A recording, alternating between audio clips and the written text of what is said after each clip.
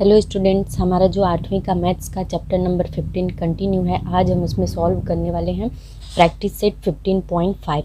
तो आज इसमें हमारा है लेक्चर नंबर 5।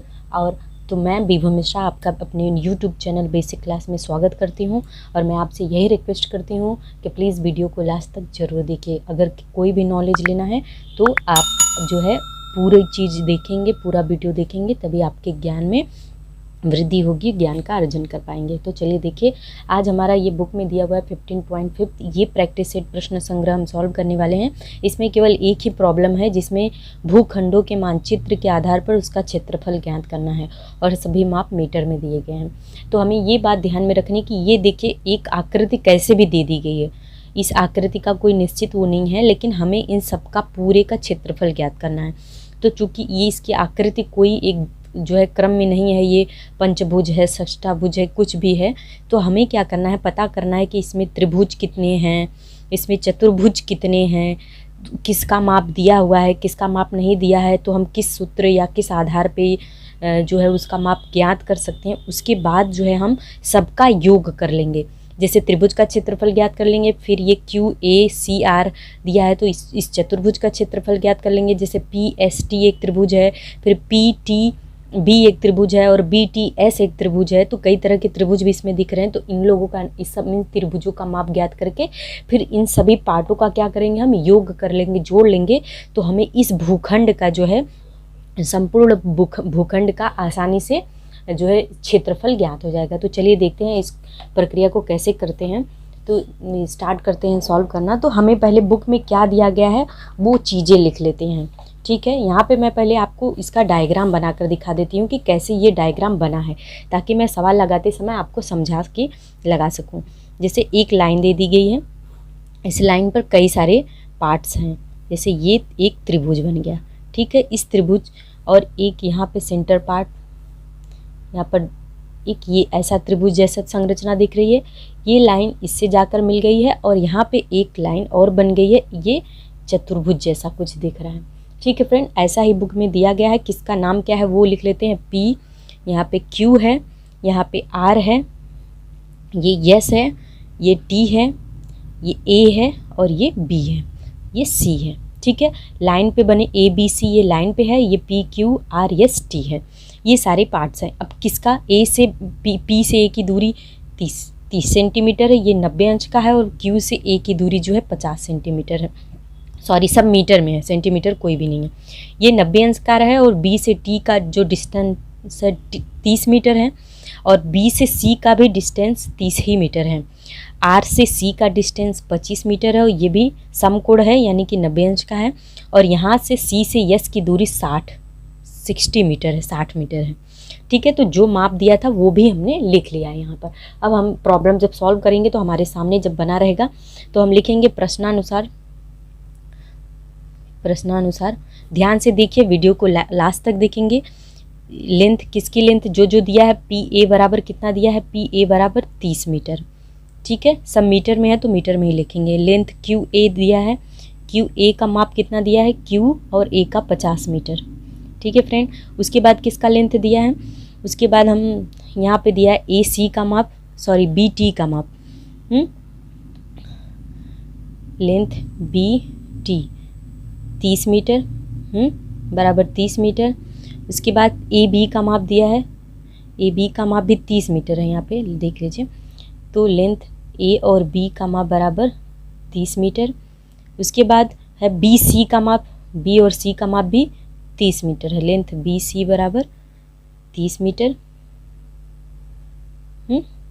और उसके बाद क्या है, RC, ये R और C का माप कितना दिया है, लेंथ RC बराबर 25 मीटर, 25 मीटर। इसके बाद क्या बचा है, CS का माप, C और S का माप, लेंथ CS बराबर कितना है, 60 मीटर, ठीक है फ्रेंड। तो जो माप दिया हुआ है बुक में वो मैंने यहाँ पर लिख लिया है। अब हम क्या करेंगे कि जो हमें पता है कि क्या है, त्रिभुज का क्षेत्रफल बराबर 1/2 आधार गुणे ऊंचाई होता है। तो और चतुर्भुज का क्षेत्रफल बराबर 1/2 गुणे समांतर भुजाओं की लंबाइयों का योगफल गुणे ऊंचाई होता है। तो इस तरह से हम क्या करेंगे, पहले त्रिभुज का क्षेत्रफल देख लेते हैं। जिस त्रिभुज का, जैसे कि पहला एरिया मतलब क्षेत्रफल होता है, क्षेत्रफल ऑफ किसका, त्रिभुज पी ए क्यू का। कैसे पी ए क्यू का, पी ए और क्यू का। ये 30 दिया है, ये 50 दिया है, लेकिन ये वाले पार्ट का मान नहीं दिया है, तो हम क्या करेंगे, इस पार्ट का मान ज्ञात करेंगे। ठीक है फ्रेंड, तो हम कैसे लिखेंगे यहाँ पे, पी ए क्यू बराबर क्या होता है, हमें पता है 1/2 गुणे लेंथ पी ए का मान दिया है और गुणे किसका दिया है, ए क्यू का मान दिया है, या पी क्यू का मान, पी क्यू का मान। तो हम क्या करेंगे, पी क्यू का मान कितना दिया है, ए क्यू का मान दिया है, पी क्यू का मान नहीं दिया, तो यहाँ पे पी क्यू रहेगा, ए क्यू रहेगा, सॉरी। और तो हम क्या करेंगे, 1/2 गुणे पी ए का मान हमने ज्ञात है 30 है और गुणे 50 है, तो क्या होगा, 15 दूनी 30 होता है, 15 गुणे 50 करेंगे तो 15 × 5 = 75, 750 हो जाएगा, 750 मीटर आ जाएगा। ठीक है फ्रेंड, इतना तो आपको समझ में आ गया। अब हम आगे बढ़ते हैं इसी क्रम में।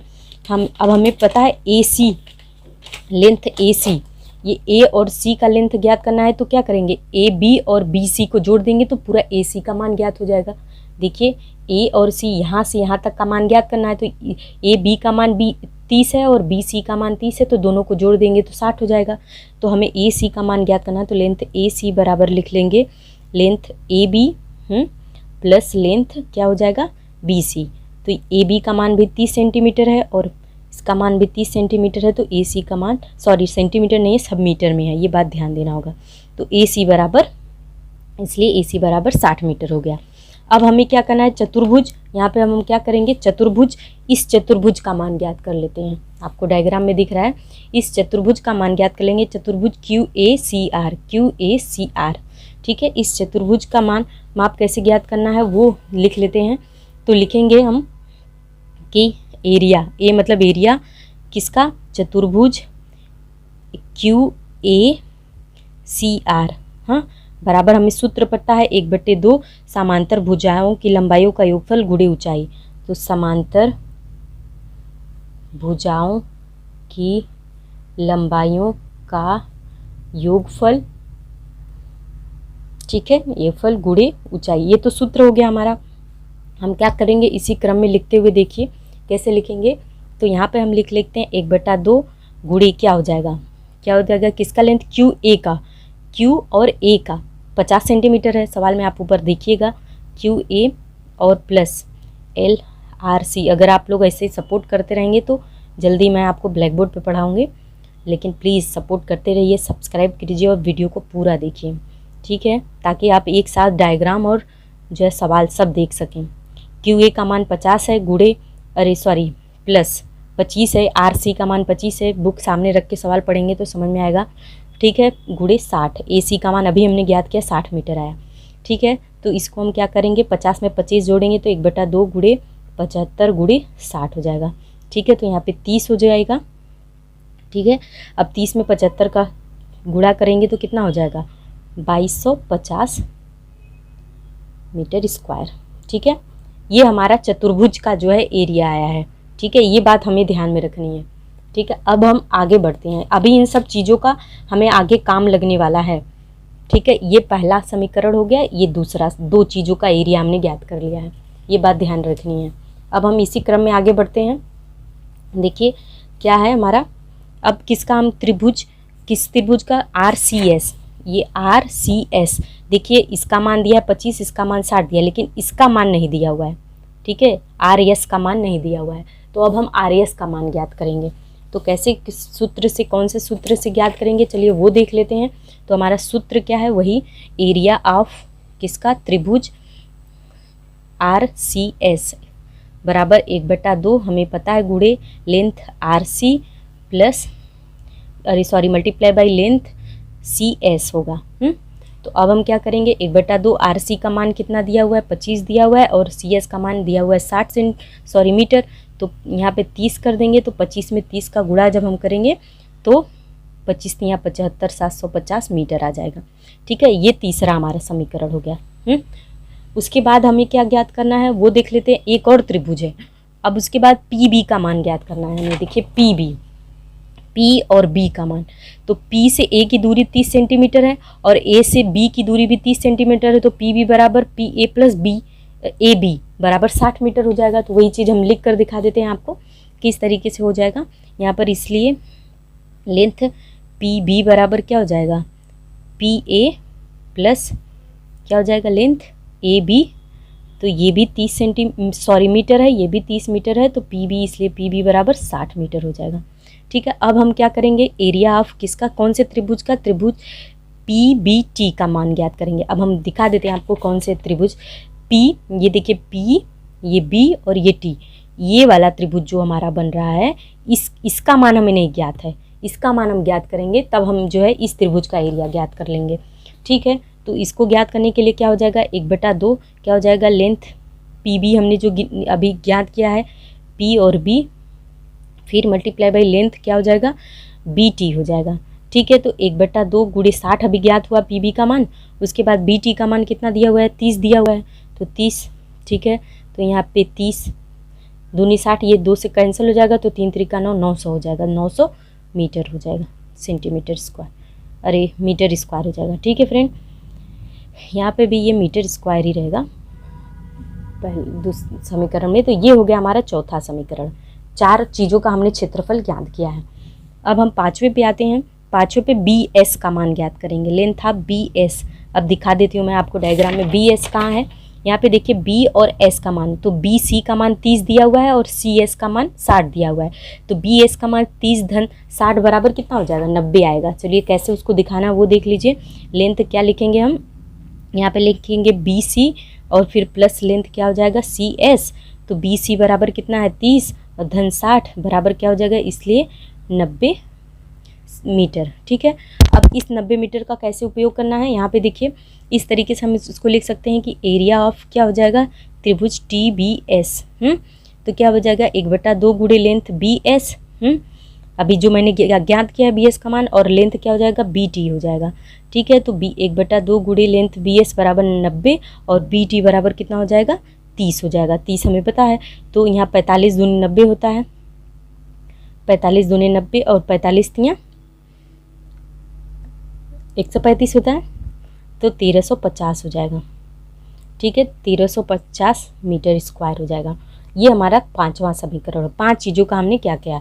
अब हम लिखेंगे इसलिए संपूर्ण भूखंड का क्षेत्रफल, भूखंड का क्षेत्रफल बराबर क्या हो जाएगा। अब ये जो हमने समीकरण 1 2 3 4 5 निकाला है बराबर, उन सबको जोड़ देंगे तो कैसे हो जाएगा वो, एरिया ऑफ त्रिभुज PAQ जो पहला समीकरण है प्लस एरिया ऑफ चतुर्भुज, कौन सा चतुर्भुज था, QACR। ठीक है, फिर प्लस एरिया ऑफ त्रिभुज क्या हो जाएगा RCS, फिर प्लस एरिया ऑफ त्रिभुज PBT, फिर प्लस एरिया ऑफ त्रिभुज TBS। ठीक है, 1 2 3 4 5 चीज़ों का हमने चतुर्भुज ज्ञात किया, 5 को हमने यहाँ पे TBS लास्ट था निकाल लिया। अब किसका मान कितना आया है वो हमें यहाँ पे लिखना है। तो क्या आएगा 750 पहले का आया था प्लस 2250 आया था चतुर्भुज का मान, फिर त्रिभुज RCS का मान आया था 750, तीसरा समीकरण, फिर चौथा में 900 मीटर स्क्वायर, फिर 1350 मीटर स्क्वायर। हाँ, तो इन सबको हम जब जोड़ेंगे तो हमारा आएगा 6000 मीटर स्क्वायर, यही हमारा आंसर हो जाएगा। ठीक है फ्रेंड, तो इस तरीके से हम क्या करेंगे, एक एक पार्ट का जो है क्षेत्रफल ज्ञात करने के बाद आसानी से जो क्या करें हैं कि उसका आंसर हम ज्ञात कर सकते हैं। तो इसके बाद हम आते हैं क्वेश्चन नंबर 2 पर। दूसरा प्रश्न क्या दिया हुआ है बुक में, मुझे पूरा विश्वास है कि आप पूरा वीडियो देखेंगे तभी आपको चीज़ें समझ में आएंगी। दूसरे प्रश्न में देखो ये यहाँ पे जो दिया है वो इस तरीके का डायग्राम है और इसका भी सेम वही है। तो मैं यहाँ पे बुक रख देती हूँ, उसके बाद सवाल को सॉल्व करती हूँ। तो देखिए यहाँ पे सामने बुक है मेरे, दिया हुआ है, पहले डायग्राम जैसा है वैसा बना लेते हैं। इस तरीके से ये है, यहाँ पे बिंदु A है, यहाँ पे बिंदु C है, और ये है बिंदु E है, और A से E इस तरीके से मिला, एक चतुर्भुज जैसा है। फिर यहाँ पे एक बिंदु D दे दिया है और ये त्रिभुज जैसी संरचना बनी है, इसको मिला दिया है और ये 90 डिग्री का है। कुछ ऐसा हमारा डायग्राम है। ठीक है फ्रेंड, अब यहाँ पे हम इसका नाम लिख लेते हैं। ये ए है, ये बी है, ई है, सी है, डी है। ठीक है, और ये जहाँ पे कट हो रहा है ये एफ है। ये 24 मीटर है, ये पूरा 30 मीटर है, ये 26 मीटर है, ये 28 मीटर है टोटल, ये 16 मीटर है। इसका मान नहीं पता है। ठीक है, इसका और इसका मान हमें नहीं पता है। ठीक है, तो हम किस मेथड से इसको ज्ञात करेंगे? तो प्रश्नानुसार पहले जो दिया है वो लिख लेते हैं। प्रश्नानुसार क्या क्या दिया हुआ है? लेंथ ए बी बराबर कितना दिया है? 24 मीटर। ठीक है, फिर लेंथ किसका? बी ई बराबर कितना दिया हुआ है? 30 मीटर। बी ई का मान 30 मीटर। फिर लेंथ जो है बी सी बराबर कितना दिया हुआ है? बी और सी का मान 26 मीटर। ठीक है, फिर लेंथ किसका है? सी ई का मान बराबर दिया 28 मीटर। देखो सी और ई का मान 28 मीटर दिया है। हाँ, उसके बाद बीच में क्या है? C D. लेंथ सी और डी का मान 16 मीटर। सी डी का मान कितना है? 16 मीटर। ये तो हमारे सवाल में जो जो दिया गया है उसका मान हमने लिख लिया। अब हम क्या करेंगे कि त्रिभुज ए बी ई जो दिख रहा है, त्रिभुज ए बी और ई, इसमें इसका मान दिया है, इसका मान दिया है, इसका मान नहीं दिया है।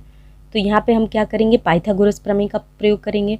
और इसके बाद एक दो पद का मान दिया है, तो इसमें लंब ये दिख रहा है ए जो है लंब दिख रहा है, तो आधार, तो पाइथागोरस प्रमेय से तीसरी भुजा का मान ज्ञात कर सकते हैं।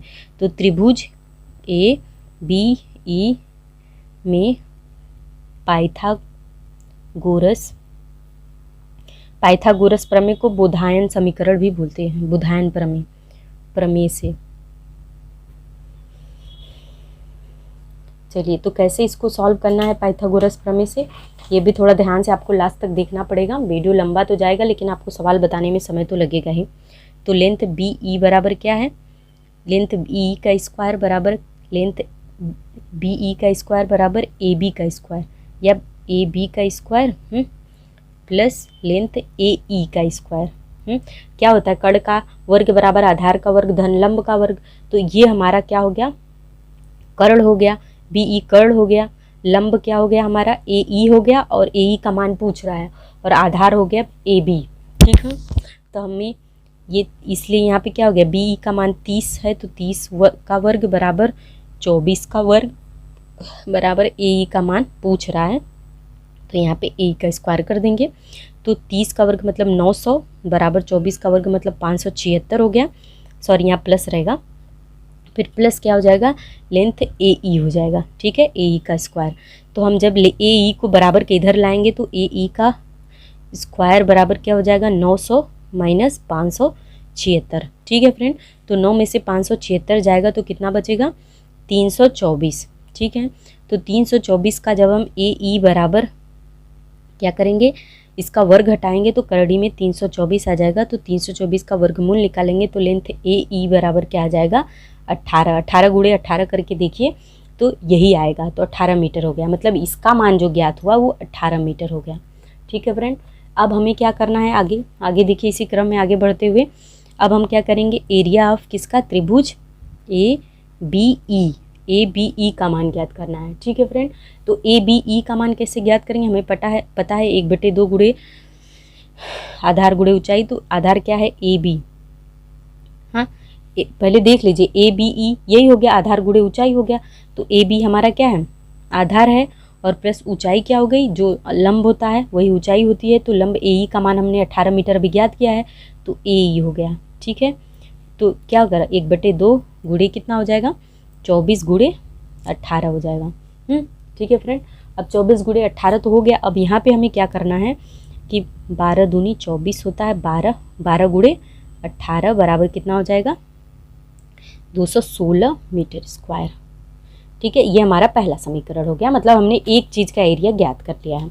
ठीक है, अब इसी क्रम में हम आगे बढ़ते हुए देखेंगे कैसे करना है हमें। तो अब हम दूसरा त्रिभुज किसमें? बी सी ई के बीच। अब बी सी ई ए के बीच कैसे ज्ञात करेंगे? यहाँ पे देखिए, बी सी और ई दूसरा त्रिभुज ले लिया, बी सी ई।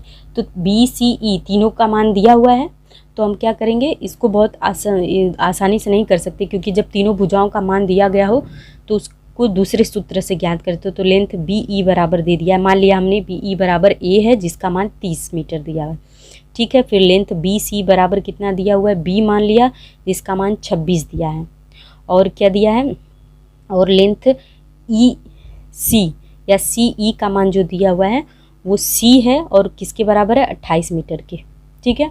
ये हमारा, तो हमें पता है कि जो है त्रिभुज बी सी ई, सॉरी बी सी डी नहीं, बी सी ई की अर्ध परिमिति बराबर क्या होगी, परिमिति बराबर क्या हो जाएगी, स्मॉल एस होता है बराबर ए प्लस बी प्लस सी बटा क्या होता है, 2 होता है। तो ए प्लस बी मतलब कि 30 धन 26 धन 28 बटा 2। तो हम इन सबको जोड़ के 2 से भाग देंगे।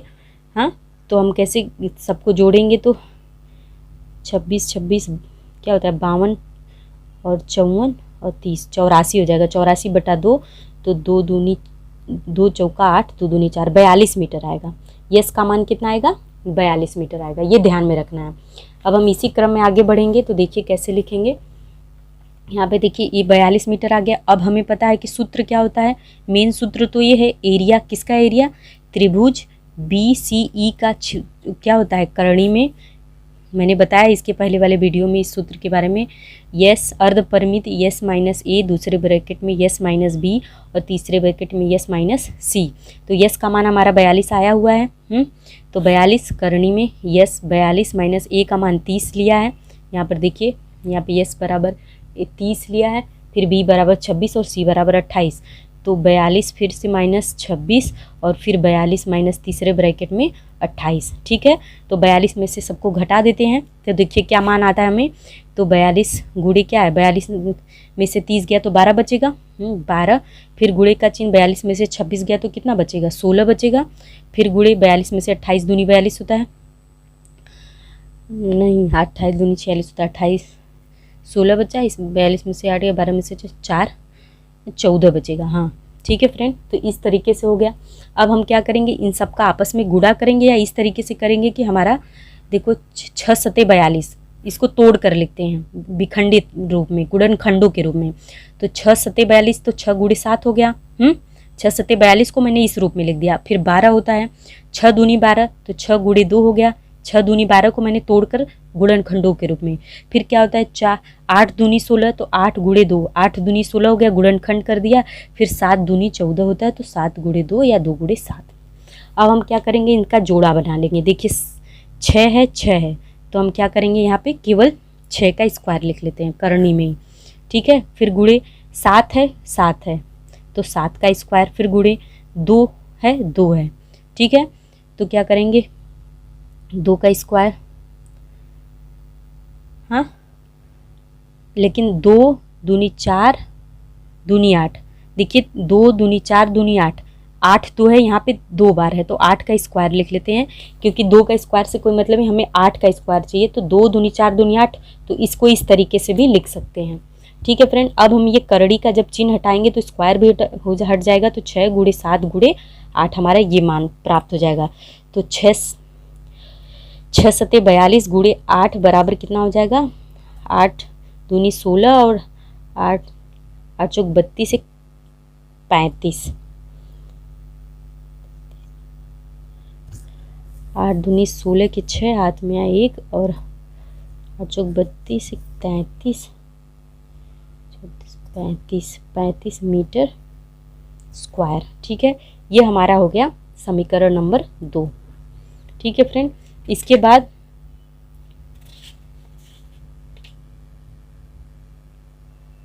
आते हैं हम किसमें, त्रिभुज किसमें, सी ई और डी के बीच। यहाँ पर देखिए सी ई और डी के बीच, जिसमें एफ ई इसका मान दिया है, डी और ई का मान नहीं दिया हुआ है। तो हम क्या करेंगे, जो है कैसे ज्ञात करेंगे, सी ई का मान तो 28 है, एफ डी का मान 16 दिया हुआ है। लेंथ सी ई का मान जो दिया हुआ है वो 28 मीटर है, और लेंथ एफ डी जो है वो कितना दिया हुआ है, 16 मीटर दिया हुआ है, ठीक है। तो हमें क्या डी ई का मान ज्ञात करना है। तो हमें पता है एरिया ऑफ क्या है, त्रिभुज सी डी ई बराबर 1/2 गुणे लेंथ सी ई, ठीक है, गुणे लेंथ F और D। ठीक है, तो यहाँ पे F और D 1/2 गुणे क्या हो जाएगा 28 गुणे 16 बराबर 14 दूनी 28, यहाँ 14 गुणे 16 करेंगे, 14 गुणे 16 तो बराबर हमें जो प्राप्त होगा वो 224 क्या हो जाएगा मीटर स्क्वायर। ये समीकरण हमारा तीसरा हो गया। ठीक है, इस तरीके से हमारा तीसरा समीकरण आ जाएगा। यहाँ पे देखिए, यहाँ पे थोड़ा कन्फ्यूजन है, 4 8 32 1 33 आना चाहिए, 6 7 42 तो सही है, 42 दूनी 8 7 7 8 56 और 56 गुणे 6 6 6 7 में 3 6 6 30 3 33 336 आना चाहिए, 336 आना चाहिए मेरे हिसाब से। ठीक है, चलिए देखते हैं। इसके बाद क्या करेंगे, सभी भूखंडों का जो है हम यहाँ पर सभी भूखंडों का लिख लेते हैं। सभी भूखंड संपूर्ण भूखंड या भूखंड A B C D और E का संपूर्ण क्षेत्रफल क्या हो जाएगा बराबर क्या हो जाएगा, हम एरिया ऑफ त्रिभुज BAE, ठीक है, जो मैंने निकाला है समीकरण 1 2, फिर एरिया ऑफ त्रिभुज BCE, फिर प्लस कर देंगे एरिया ऑफ त्रिभुज कौन सा CED, तो क्या हो जाएगा 216 धन क्या करेंगे, फिर क्या है ये 300, यहाँ पे हमारा गुणा पे 336 आया है, 335 नहीं, तो यहाँ पे 336 है। ठीक है, प्लस CED का मान जो आया है 224 है, तो इन सबको जोड़ेंगे तो क्या है आ जाएगा हमारा मान 776, कितना आएगा 776 मीटर स्क्वायर हो जाएगा। ये हमारा क्या हो जाएगा संपूर्ण भूखंड का क्षेत्रफल का आंसर हो जाएगा। तो आई होप आपने पूरा वीडियो देखा और आपको समझ में भी आ गया। फिर भी कहीं पर भी आपको कोई डाउट है, कोई संशय है तो मुझे मैसेज कॉल जो भी जिससे भी मैं कांटेक्ट कर सकती हूँ कीजिए। तब तक के लिए फ्रेंड्स बाय। मैं प्रिपेयर करती हूँ आपके लिए नया और फ्रेश जो है नया वीडियो लेक्चर 15.6